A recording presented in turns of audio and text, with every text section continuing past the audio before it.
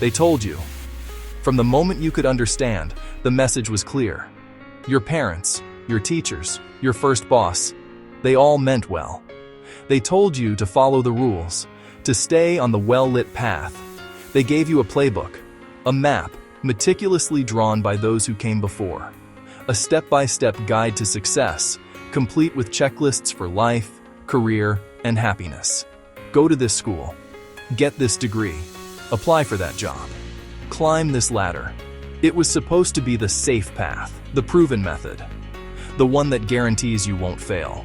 A combination lock where the numbers have already been provided. But here's a secret they didn't tell you.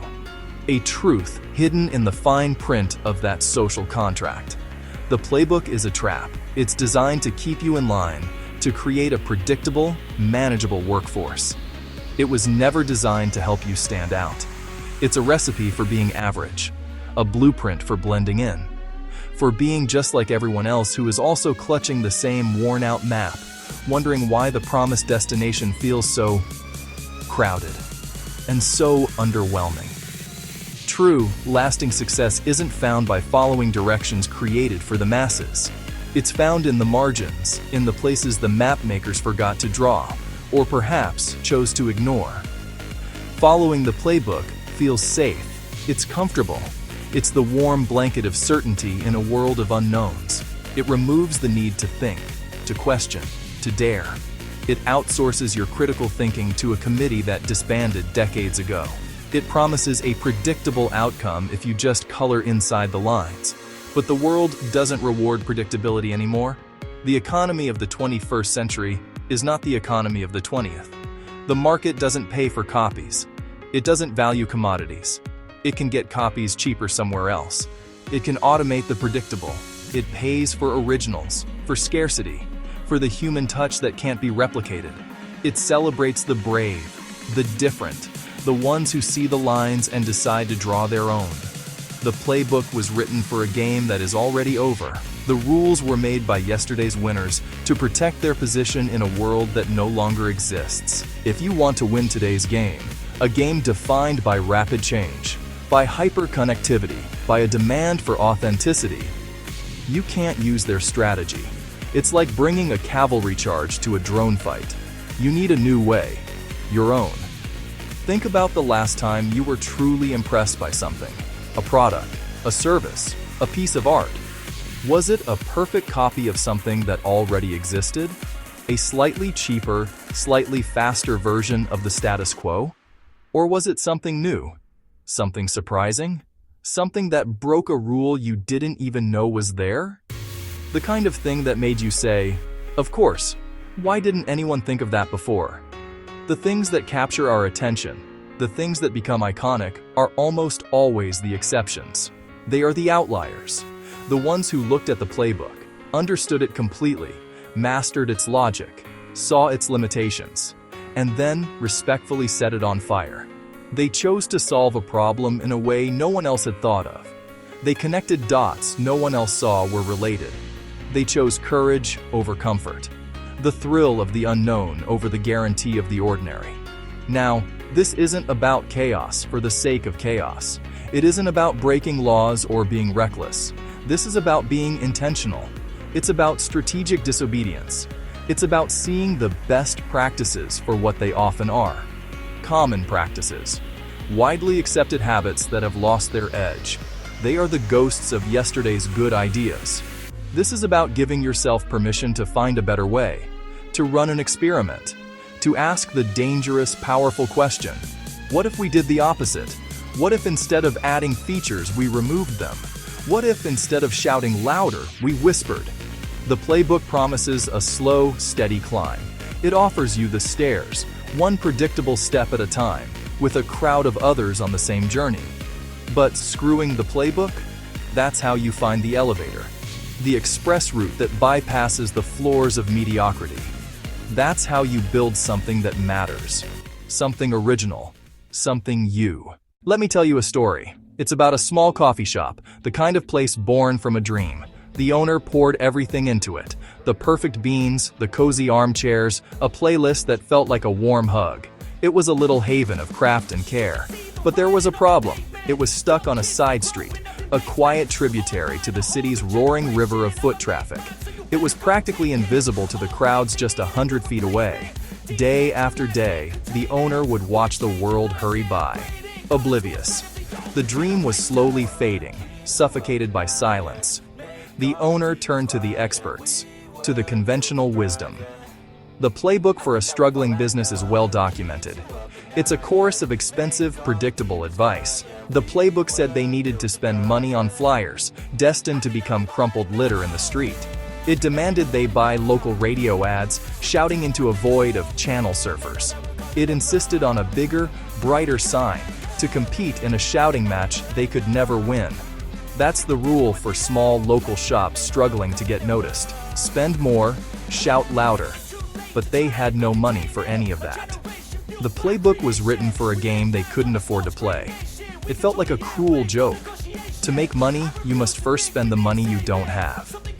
So faced with the choice of slow failure or a radical leap of faith, they did something that felt both terrifying and liberating. Instead of following the rules, they broke one. A big one. The most fundamental rule of commerce says, the customer pays for the product. They decided to give it away. For 1 hour, every single day, all coffee was free. No catch, no purchase necessary, no fine print. Just a simple, unconditional act of generosity. The result was immediate and profound. The first few days, it was just a trickle of curious passers-by, lured in by the unbelievable offer. Then, word spread like wildfire. Not through expensive ads, but through genuine human connection. Texts between friends, posts in neighborhood groups, co-workers telling co-workers. People came for the free coffee, but they discovered something more. They expected a gimmick, a catch. Instead, they found a place with a generous spirit. A place that wasn't just trying to take their money, but was trying to build a community. In a world of transactions, this felt like a conversation. They felt a connection. Soon, the free hour became the busiest hour, a daily celebration that brought the quiet side street to life. But something else, something even more important happened. People started coming during the other hours too. They'd had a taste of the shop's soul and they wanted more. They felt a sense of reciprocity. They brought their friends, not just for the free hour, but for their new favorite spot. They posted pictures online, becoming the marketing department the owner could never afford. The shop that couldn't afford a radio ad was now the talk of the town, all because they dared to break a fundamental rule of business. They didn't outspend their competition, they outcared them.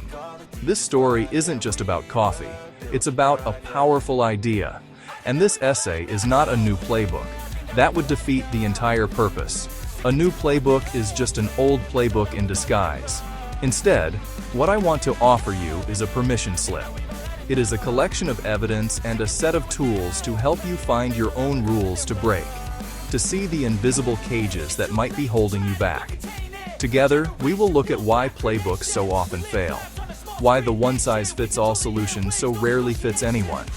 We will examine concrete examples of people and companies who achieved remarkable success by zigging when everyone else zagged. You will see proof that the biggest risks often lie not in bold action, but in timidly playing it safe, in becoming another forgotten face in the crowd. The goal isn't to be reckless, it's to be remarkable. To do this, I will provide you with a simple framework. It's a method for testing the rules that govern your work, your industry, or your art. We will explore how to identify the unwritten rules, the "that's just how it's done" assumptions that are holding you back. You'll learn how to design small, safe experiments to challenge them, low-risk probes to test the waters of change, and crucially, how to measure the results so you know what's working, replacing guesswork with evidence. This is your guide to thinking like an innovator, even if, especially if, you don't feel like one. It's about cultivating a mindset of curiosity and courage. It's time to stop waiting for permission from a world that's too busy to grant it. It's time to stop following the old faded map and start drawing your own. Let's begin. Rules are comforting. From a young age, we learn that they provide structure, a clear path forward. Our brains are wired to seek certainty, to find patterns and shortcuts that reduce cognitive load. They offer a sense of order in a chaotic world, a predictable script to follow when the stage is dark and we're unsure of our lines. They tell us what to do next, giving us the satisfying feeling of progress, one checked box at a time. In the world of business, we have a special name for these rules: best practices. The term itself sounds so reassuring, doesn't it? It's a warm blanket of certainty in the cold, uncertain world of commerce. It promises a proven path, a de-risked strategy. It implies that someone, somewhere, a diligent researcher, a pioneering company, a brilliant consultant, has already done the hard, messy work of experimentation. They've run the tests, analyzed the data, and figured out the single best way to do something. So all we have to do is copy them. It's the corporate equivalent of a paint-by-numbers kit. Just follow the instructions, and a masterpiece is guaranteed. Or so we're told. But here's the problem. Best practice is often just a fancy term for common practice. It's what everyone else is doing. It's the most common path, worn smooth by countless feet. It's the most accepted method, the one that won't get you strange looks in a meeting. It's the safe choice. It's the choice that prevents spectacular failure, the one that ensures you land squarely in the middle of the pack. But it also prevents spectacular success. It guarantees mediocrity. It's a ceiling on your potential. In this way, it builds an invisible cage around our thinking. This cage is constructed from assumptions we rarely challenge, bricks of conventional wisdom that we accept as foundational truths. We assume the weekly team meeting has to be an hour long, even if it could be a 15-minute stand-up or a written update. We assume marketing requires a big budget for social media ads, chasing vanity metrics like likes and followers, because that's what the gurus preach. We assume a resume must be one page, a rule from an era of typewriters and filing cabinets, which might hide our most compelling story. We assume a product launch needs a big splashy event, because that's what we see the industry leaders do, forgetting they have budgets and brand recognition we don't. These rules aren't laws of nature. They are simply habits that have solidified over time, hardening into dogma. They become so ingrained in our professional culture that questioning them feels like questioning gravity. It feels risky, naive, even insubordinate. But following them blindly means you are competing on the same terms as everyone else. You're fighting for the same customers, with the same tactics, on the same platforms. It's a crowded and difficult place to win. It's a race to the bottom on price and a shouting match for attention. True opportunity, the kind that leads to breakthrough success, doesn't live inside the cage of common practice. It's found by noticing the bars, examining their structure, and finding a way to slip through. When you adopt a best practice without testing it for yourself, you are outsourcing your thinking. It's an abdication of your most important responsibility as a creator, a leader, or a problem solver. You are trusting that someone else's solution for their unique problem, with their unique resources, in their unique market, at a specific point in time, will also be the perfect solution for your unique problem right now. It almost never is. The context is always different. Your audience is different. Your team is different. Your goals are different. A perfect key for one lock will jam in another. And even if it was the perfect solution once, the world doesn't stand still. The market changes, your audience evolves, technology marches relentlessly forward. The best practice of yesterday is often the outdated tactic of today. What was once a brilliant innovation becomes a lazy default. It becomes a relic, a monument to a past victory that has no bearing on the current battle. It's a trophy gathering dust in a cabinet, reminding you of a game that is no longer being played. Relying on it is like navigating a modern city using a map from the 1950s. Sure, the main roads might still be there, but you'll miss all the new highways, the clever shortcuts, the one-way streets that have changed direction, and all the new, vibrant destinations that matter today. You'll end up in a part of town that's no longer relevant. But the real danger of this invisible cage is not just that it limits our actions, but that it limits our imagination. This is its most insidious effect. When we are handed a playbook, we stop looking at the field. We stop reading the defense. We stop looking for other ways to play the game. Our focus narrows to executing the prescribed plays. We stop asking the most powerful question in innovation. What if?